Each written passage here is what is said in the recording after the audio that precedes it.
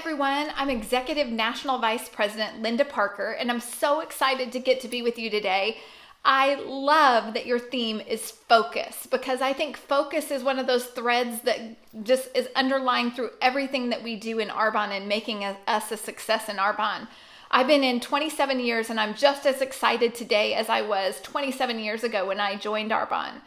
So taking this theme of focus, I'm going to take the word focus, and for every letter, I'm going to give you a little tip in growing your business with each letter of the word focus.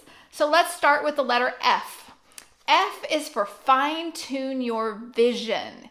You guys, you want to have crystal clear clarity exactly where it is you're going and what it is that you want to accomplish in Arbonne. You know, I talk a lot about telescope vision and microscope vision. Telescope vision is that big picture vision. Where do you want to be in 5 years, 3 years from now? That's that really big picture. And then microscope vision is you got to bring it down to the small mundane. What do you need to do the next 30 days, this month? Or what do you need to do today to grow your business? That's your microscope vision. And you need to have both that telescope vision, the big picture, and the microscope vision. And you guys, and you need to have those goals written down, and you need to have it so clear that you can taste, smell, their sights, smells, sounds, everything is attached to it, that you see it that clear. And that's what I want you to have about your vision. So really fine tune your vision. And you guys, you know, they say that the greatest gap in life is between knowing and doing. And so the rest of this talk is going to be about mind the gap. And I know in the UK, you see mind the gap everywhere. It means watch your step to the rest of us. But now every time that you see mind the gap, I want you to think, I know what to do. I know, but am I doing it? So mind the gap between knowing and doing. So F is for fine tune your vision. O is for outreach. You guys, this is so important. Our job is to sell products and teach and train business builders to do the same. Now let me say that again. Our job is to create a client base and teach and train business builders to do the same. That's what we do. And you guys, what I love is there's many different ways that we can reach out to people. We can do it through group presentations, Zooms, one-on-one, sample packs, coffee appointments, however you want to do it. You just need to make sure that you're reaching out and you're having those intentional conversations about our products and our business. And you guys, I also really want you to think, I think a lot of times we think about having conversations about our products and our business, but also I want you to think that person has a network that you don't know. And you also want to get to know their network to keep your business going and growing. So you want to ask for referrals. You want to say, hey, who do you know? You want to be asking those questions. Because you guys, this business, it's not magic, it's math. And so it's how many times are you telling the Arbonne story, and who are you telling the Arbonne story to? So make sure at those events that you're not just talking about our amazing products and selling our products, which are incredible, but also make sure that you're telling people about our business. Too many times, what I see people do is they will talk all about our amazing products, but then they've kind of taken the decision out of the other guy's hand by not even sharing about our incredible business opportunities. So make sure that you're sharing both sides of the coin. Now, here's the other part of reaching out. You want to make sure that you are following up. And I know we hear this F word all the time. Follow up, follow up, follow up. This is one of the most important things you can do in your business. And you guys, I'm all about data and statistics. So I did a little research on this follow up, and what I found was really interesting. So data says 60% of customers will say no 4 times before they say yes. Good to know. 80% of sales are made on the 5th follow-up. Also interesting to know. So as salespeople, I thought, well, as salespeople, how are they doing about following up? Well, research shows that 44% of salespeople stop after the first no. 22% give up after the second no.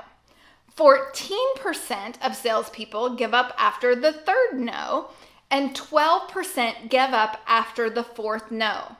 You guys, that's 92% of salespeople give up after the fourth no. And so only 8% of the salespeople ask the fifth time. And remember the first thing I said, 80% of the sales are made when they follow up for the fifth time. So you guys think about this, 80% of the sales are being made by 8% of the salespeople that bother to follow up that fifth time. Think about that. Are you following up? Are you really doing a good job of continuing following up? We say a lot of times people need to hear it again and again and again, or have another touch.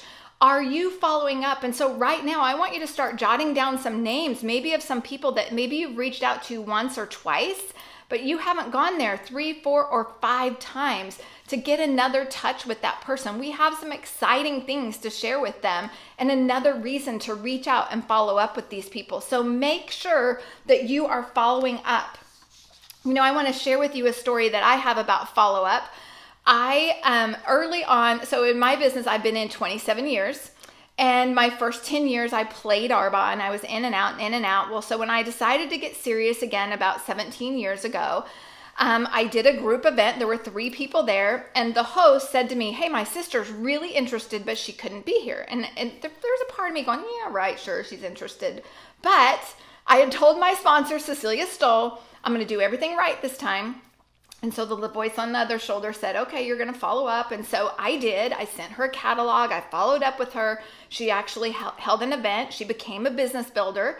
And when I was having my regional vice president celebration, she brought a guest, Tracy Gatchell, to my regional vice president celebration. And Tracy Gatchell actually became my first direct promoted out national vice president. So that was the host's sister. Well, also at that event, there was a guest there that bought a sunscreen and didn't like it and later returned it. There was another guest there that was really interested. She asked a lot of great questions but didn't buy any products. And then there was another guest there that really just gave me a hard time. She kind of heckled me. I called her the heckler. Like everything I said, she goes, I just don't believe you. And I'm thinking, why are you even here, right? Like, why'd you bother to show up? But I played a game and the heckler won a hand cream. And I was not going to follow up. Even though I said I was going to do everything right, I just wasn't. She heckled me. And so you guys, by all outward appearances, this was kind of a dud event, wasn't it, right? I sold one thing and it was later returned. I had a heckler. The other gal was interested but didn't really follow up. So it was, kind of a dud. But I did what I said I was going to do and I followed up. And we already know about the host's sister and Tracy Gatchell coming out of that.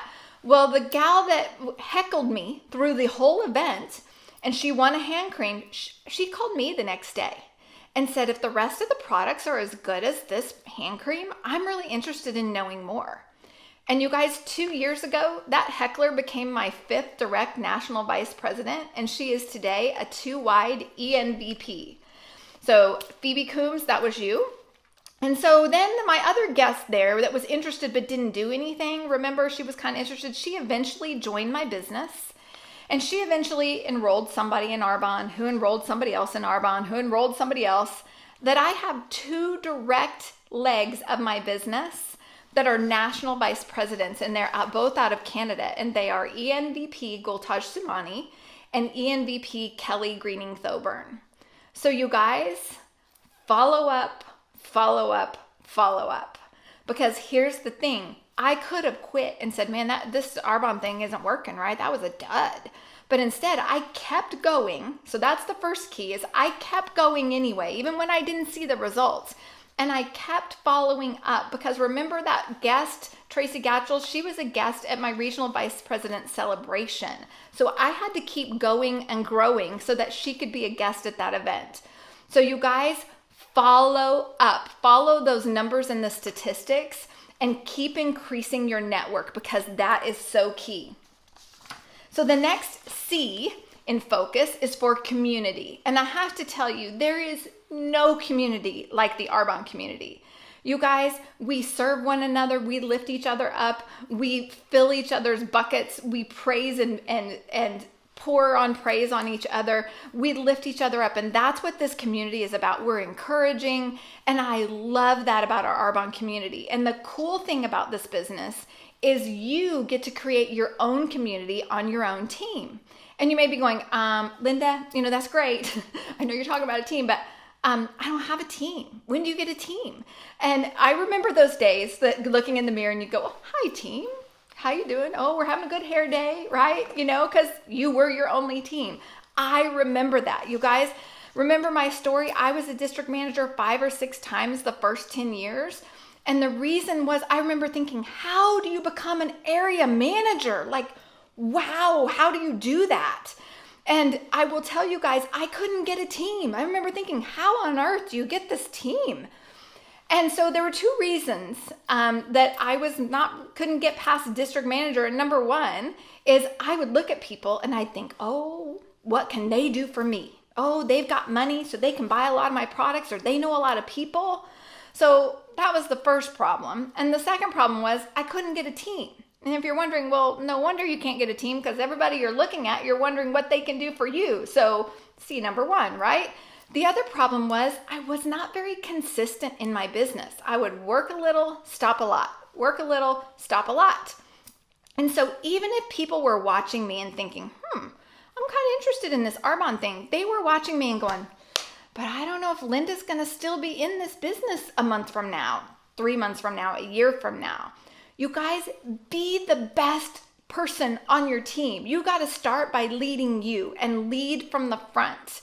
Here's the other tip I'm going to give you guys is put a 10 on everybody's forehead. When they join your team and you finally get somebody, I'll never forget. I remember calling Cecilia because I was district manager. I was so excited. I was doing things and I kind of felt like a one-man band. Have you ever seen those? They have like cymbals and drums and they got it all going on. That's what I felt like. I was like, whew, I'm doing this Arbonne thing, but I'm a one-man band. And when do you get a team? Like, when on earth does that happen?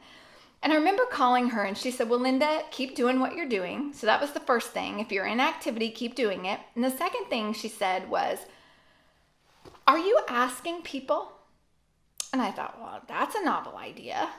And so the very next event I did, I said, I'm looking for people to teach and train to do what I do. Who do you know? And you guys, I finally had somebody, they said, well, can I do this? And so are you asking people to join your team? Are you continuing? Remember how we talked about getting to know other people's networks? Are you working with people and asking for referrals and working their network and continuing to have things going on? So make sure that you're asking. You guys, like I said, put a 10 on people's forehead, but here's the other tip I'm going to give you. Expect the best, but match their efforts. Because you know what? People are going to tell you a lot of things. They're going to tell you they're going to do all these things, but then they don't do them, right? So I'm going to assume the best out of you, but I'm going to match what you actually do. I remember Jim Rohn says you can lead 1,000, but you can only carry 2 on your back, right? In the beginning of this business, I drag people into the business. I drag them on calls. I drag them to the monthly meeting, and well, it was a drag, right? So you guys, instead of dragging people along, lead people along, match their efforts. Here's the other thing I'm going to tell you. If you ever catch yourself saying these words, well, if only my team, right? The minute you say that, I want you to go, stop, and change it to, I need a new team. Because the minute you start saying, well, if only my team would this, that, and the other, it just means you need new team. But here's what we do. We finally get somebody. We're so excited. Yay, I have a team. Ooh, I have a person. I have a team. Yay, I have a team.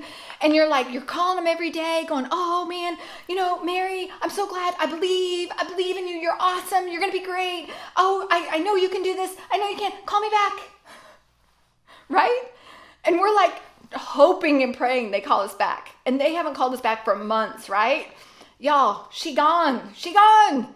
When the horse is dead, get off. Seriously, some of y'all, the flies are circling and you're doing mouth going, you can do it. I know you can do it. Here's what I need you guys to know and remember this. It is easier to give birth than it is to raise the dead. Let them go. And let me also tell you this, nothing brings back an old team member like a new team member. You go find a hot shot, and all of a sudden your old person goes, hey, you used to work with me and talk to me all the time. And you say, hey, I'm still here. You let me know when you have an event and you need something. So you guys go find new team. Always be doing that, and always be looking for the next new ace for your team. U is for unstoppable. You guys, we need to be unstoppable in this business. Take the option to quit off the table, because here's what I'm going to tell you. In your quest to grow this amazing, incredible business, there's going to be days you want to quit. There just is.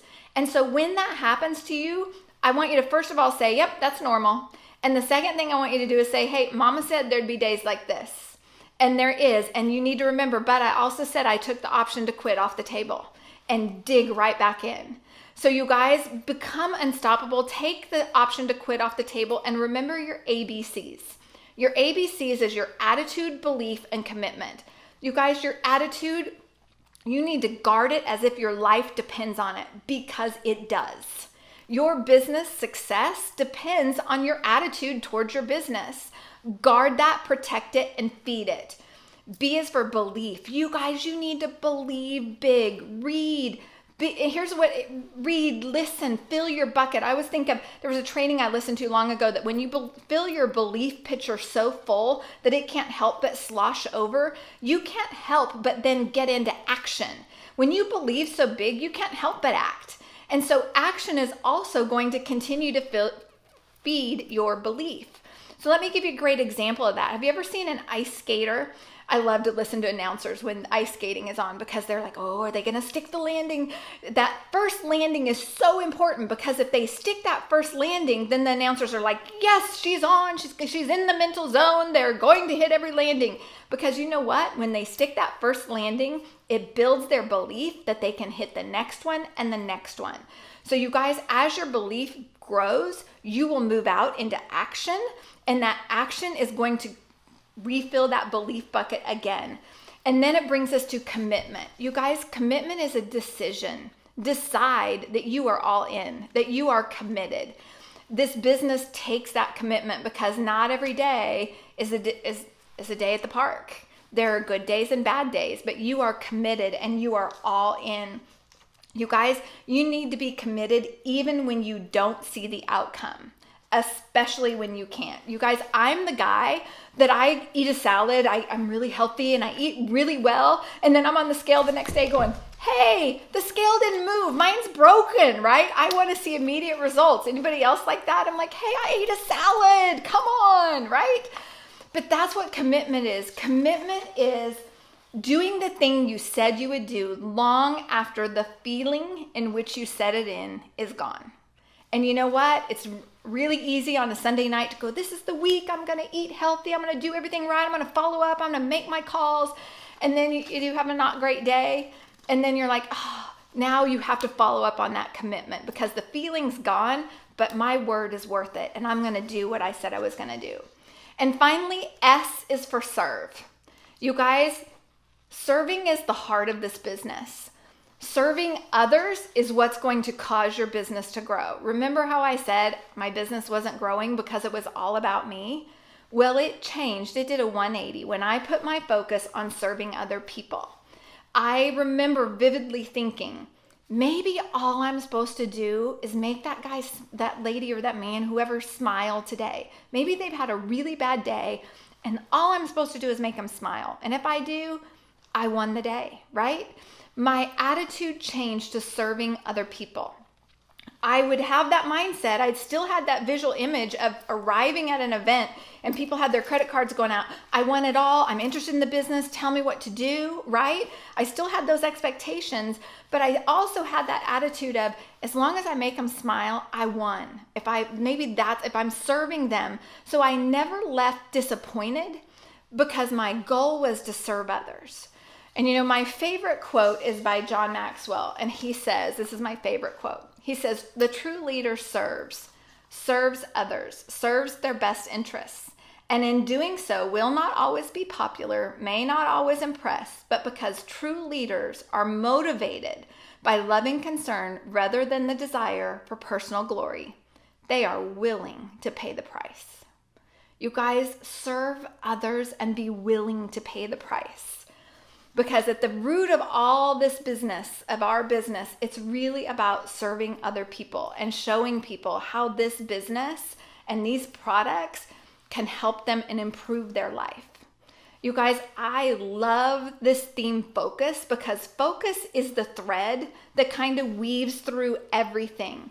It's going to weave through that vision and keep you grounded to do the daily grind of activity every day. And it's going to take your commitment to no matter what, be in it. You know, I have a saying in our family and on my team, and it's called win the day. I want you to get up tomorrow morning and I want you to win the day. I want you to win your day in your Arbonne business, in your family, in your community. Win the day and put your head on the pillow and say, did I win the day? Yep, I won the day. And wake up the next morning and do it again. So I want to wrap this, you guys, with one of my favorite stories. And it's about a man that was a fighter pilot in the Vietnam War. And he was on his 75th mission and he was shot down behind enemy lines. And he was a prisoner of war in the infamous Hanoi Hilton for, I believe, about 5 years. But the way he tells it, he says there was an event years later that marked his life just as assuredly as his time in captivity. You see, he was in a coffee shop with his wife, and a man came up to him and he tapped him on the shoulder and he said, excuse me, he said, you're Charlie Plum, right? And he said, yeah. And he said, and you flew off the air carrier Kitty Hawk, and on your 75th mission, you were shot down behind enemy lines. And Mr. Plum caught up and he said, yes, sir, I am. But how on earth do you know that? And the man just smiled at him. And he said, well, you see, Mr. Plum, he said, I packed your parachute. And Charlie Plum got up and he hugged him and he said, oh, you have no idea how many times I thanked God for your nimble fingers. He said, you saved my life. And you guys, you see, we have this incredible parachute to offer people. It's our Arbonne products and our Arbonne business. We don't get to decide who gets it and who doesn't. Our job is just to give them. Our job is just to pack parachutes and hand them out. Some people may carry that thing around forever and never open it. Some people may go, I don't need this, and throw it away. Some people are ripping on that life card right away saying, yes, I need this. I need this. And you guys, you never know. Just by packing somebody's parachute that you someday may hear from somebody, you have no idea how many times I thank God for your nimble fingers because you helped save my life. You guys, you have a gift, a true gift that you have been given with this community. And by using your focus, you can grow an incredible business and impact so many lives, starting with your own.